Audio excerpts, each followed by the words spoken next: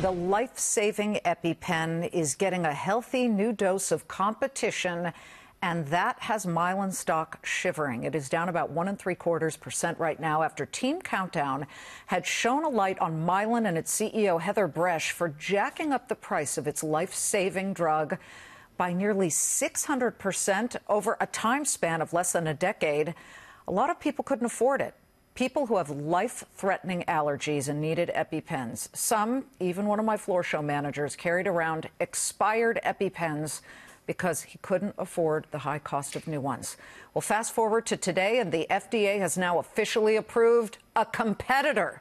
Teva Pharmaceuticals' first ever generic version of the life-saving drug, including an EpiPen Junior for very young children. We don't know the price yet, but Teva's stock price jumped more than 7% on the day the news was announced. So as allergy sufferers everywhere rejoice, we want to bring in someone who has been so instrumental in not just making this a national story, but getting Capitol Hill's attention. She's known as the Erin Brockovich of food allergies and even coined the term #EpiGate.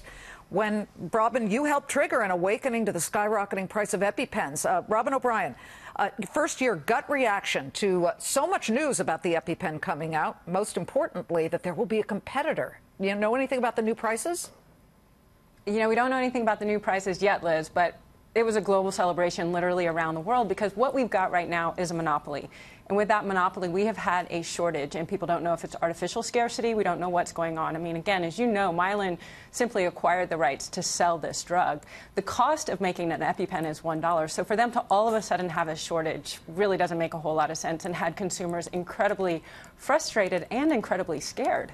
Oh, I can imagine. And you, of course, have children who are deathly allergic. I have a nephew who, we know everybody. Everybody knows somebody. Peanuts, whey, who knows what, shrimp, shellfish. So talk to me, though, specifically about how the FDA is changing the landscape here. Well, you know, I think what's really interesting with the Teva pharmaceutical deal is that Teva actually tried to acquire Mylan back in 2015, and that's when we talked about that tax inversion where they relocated their headquarters to the Netherlands. Well, they partly did that so that they could use a poison pill to reject that $40 billion takeover. If you look at Mylan's market cap right now, it's less than $20 billion. So here comes Teva again 3 years later saying, you know what, we're not done with you guys yet. We're actually going to introduce a true generic into the marketplace. And what I think consumers are hoping for is that this monopoly is finally destroyed. Well, I'll tell you something. I found it fascinating that as they hiked prices over a decade, we could show you the chart before it was revealed, before people became cognizant of this nationally.